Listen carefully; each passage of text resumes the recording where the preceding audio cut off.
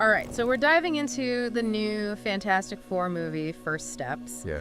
And, we got to talk about it Oh, we have to. because, for you, this isn't just another superhero flick, right? No, not at all. This is the one. This is the Fantastic Four movie everyone's been waiting for, finally in the MCU. Exactly. And this source we're looking at, they're already calling it the Fantastic Four we want. Interesting. Which kind of tells you right off the bat there's some baggage there. Right. Some past disappointments. Yeah, exactly. Not going to dwell on those, but, We've all been there. we've all been there. But what's really interesting is that this is kicking off Phase 6 of the MCU, Huge. which is not just a sequel, it's like a statement. That's like hitting the reset button, New phase, new tone. Oh, for sure. Potentially huge ramifications for the entire MCU. Like, remember what Endgame did? Oh, yeah. This could be that level of big. Okay, so buckle up. Let's talk casting, because this is where it gets good. Yes. Pedro Pascal as Reed Richards, Mr. Fantastic himself, Yeah. coming off of The Mandalorian, The Last of Us. This man knows gravitas. Yeah, he does. And you need that for Reed, right? Yeah. He's the moral compass. He's got that, weight to him. He's got that weight, the intellect, the burden of leadership, holding the team together. Pascal can do that quiet intensity, Oh, yeah. while still being relatable. And then you've got Vanessa Kirby as Sue Storm, Invisible Woman. Yes. Did you see her in The Crown? Mission. I'm following her. She's got that regal, powerful, don't mess with me energy. That's Sue. That's absolutely Sue. This is not a damsel in distress Sue Storm. No, This no. is, I will take you down, Sue Storm. Yes. And for Johnny Storm, the Human Torch, they got Joseph Quinn. Interesting. Okay. Eddie Munson from Stranger Things. Okay, yeah. That charismatic, unpredictable energy. He's got that charming rogue thing, but also Right. there's a vulnerability there. And Johnny hides a lot behind that humor. Totally. I think Quinn can nail that complexity. And then rounding out the team, you've got Eben Moss-Bachrach as Ben Grimm, the Thing. Oh, wow. Okay. The Bear fans, you know what I'm talking about. Right. This guy can do gruff and lovable like it's nobody's business, which is Ben Grimm to a T. Yes. He's got that everyman quality, that's so essential for Ben. Totally. Because under that rocky exterior, he's the heart, right? Moss Bachrach can bring that emotional depth. And just when you think the casting couldn't get any better, Yeah. Ralph Ineson Oh. and Julia Garner in undisclosed roles. Wow. In Okay. Bessemer, right? Wow.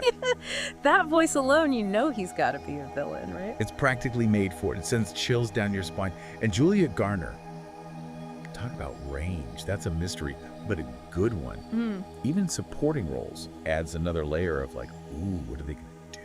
Absolutely. And speaking of chills, okay, this source is losing it over the fact that First Steps is completely skipping the origin story. Really? Yeah, they're making fun of the whole cosmic rays thing. Right. Which, let's be real, we've seen it a time or two before. A few times, yeah. I think it's a good move, though. Oh, yeah. Shows respect for the audience, They know you're not here for the same old, same old. You want to see something new. For sure. It's we trust, who these characters are. Let's just jump into the good stuff. Exactly. Speaking of good stuff, production details. Okay, yeah. Some of this stuff is really interesting. They're filming at Pinewood Studios. Wow, okay. That's a good sign already. Right. Big budget right off the bat. Pinewood, that's where, the blockbusters are made. The ones that blow you away with the visuals. And speaking of blowing you away, get this. They're shooting in IMAX. Whoa, really? IMAX. Okay, That right. means we're talking about a truly immersive experience here. No kidding. And a 5-month shoot, did they say? Mhm. For a superhero movie that's almost unheard of. That's got to be a complex story they're building. Or a lot of locations, maybe. Oh, and get this, Michael Giacchino's doing the score. No way! The score. You're talking Up, Rogue One, The Last Spider-Man. The man knows how to make you feel things. Exactly. He brings such emotion to it, It's not just background music. Oh, I'm already getting chills just thinking about it. And speaking of chills, remember that Comic-Con drone show? Yeah. Where they made a giant Galactus in the sky? Oh, yeah. That was incredible. Mech-Galactus. For those who didn't see it, imagine, being so big, it makes Thanos look like, I don't know, a little action figure. Right. Galactus eats planets. Eats them. Yeah. That's not just a villain, that's a force of nature. And to tease him this early, that tells you something about the scale of this movie.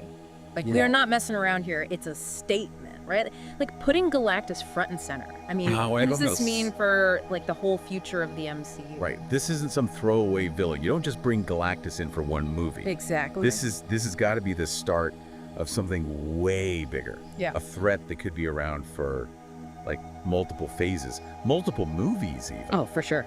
We are talking about a being that consumes entire planets. This is a whole other level of threat, like cosmic level. Okay, yeah. And especially think about when you tie that back into them skipping the origin story. Right. Is this a Fantastic Four that's like already established, they've already fought some bad guys, they've got some experience, and now they're facing this huge threat? They've got to be.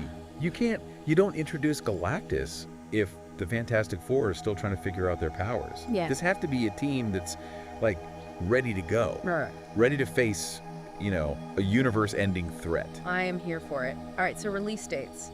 There's been a little bit of movement there. Yeah. A little back and forth. It happens. Especially with a movie this big, you got to find the right spot in the whole MCU timeline. Right. Don't read too much into it. Right. It's more about strategy than anything else. So, no need to panic.